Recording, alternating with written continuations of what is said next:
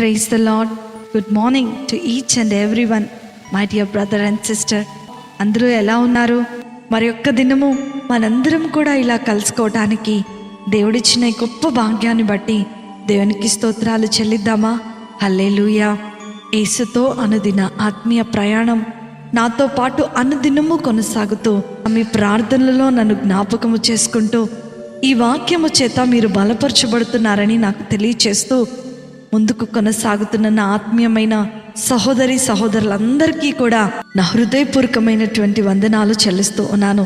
నేటి దినవాక్యాన్ని మనం గమనించుకున్నట్లయితే మత్తయి సువార్త 11వ అధ్యాయము 28వ వచనము, ప్రయాసపడి భారము మోసుకొనుచున్న సమస్త జనులారా నా యొద్దకు రండి, నేను మీకు విశ్రాంతిని కలగచేతును.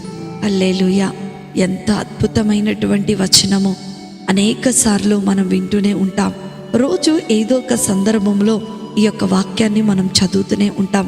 అయినా సరే కష్టం వచ్చినప్పుడు, కన్నీరు వచ్చినప్పుడు, బాధ వచ్చినప్పుడు కృంగిపోతూ ఉంటాం.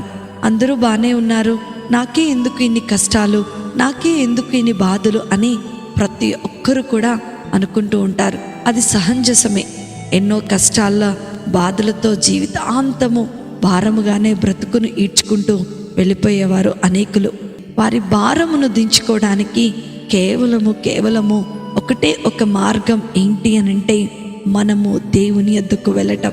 నా ప్రియమైన దేవుని బిడ్డ, దేవుని దగ్గరకు వెళ్ళకుండా మన కష్టాలు బాధలతో మనం మోసే భారము దానంతటా అదే తొలగిపోదు. మన భారాన్ని తీసివేయటానికి దేవుడు సిద్ధముగా ఉన్నప్పటికీ దేవుని మీద నమ్మకము లేక మనమే ఏం చేస్తూ ఉంటామంటే మన భారాన్ని తీసుకొని చాలా కష్టపడుతూ ఉంటాం. అందుకనే దావీదు మహారాజు 55వ దావీదు కీర్తన 22వ చరణంలో ఏమంటున్నాడో తెలుసా?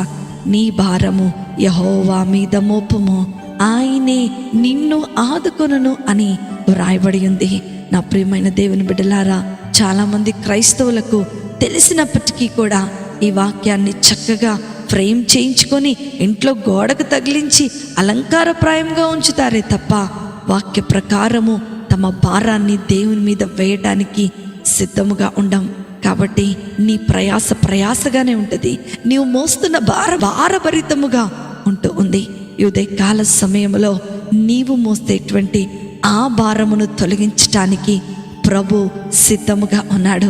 నీకు విశ్రాంతిగా ఉండాలంటే నీవు దేవుని దగ్గరకు వెళ్ళి వేడుకోవాలి. దేవుని దగ్గరికి ఎప్పుడైతే నువ్వు వెళ్ళి నీ సమస్యల నిమిత్తమై దినము వేడుకుంటావో ప్రభువు నీలో ఉన్న ప్రతి భారాన్ని తీసివేయబోతున్నాడు. నీ కుటుంబ భారాన్ని తీసివేయబోతున్నాడు. నీ బిడ్డల భారాన్ని తీసివేయబోతున్నాడు. నీ కుటుంబాలన్నిటినీ కూడా ప్రభు దీవించబోతున్నాడు.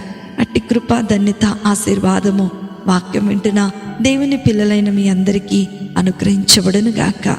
ఆమేన్. ప్రార్థన చేసుకుందాం. మమ్మలను మిక్కిలిగా ప్రేమించిన మా ప్రియ పరలోకపు తండ్రి, మీ యొక్క ఉన్నతమైన శ్రేష్టమైన ఘనమైన నామమును బట్టి మీకు వందనాలు.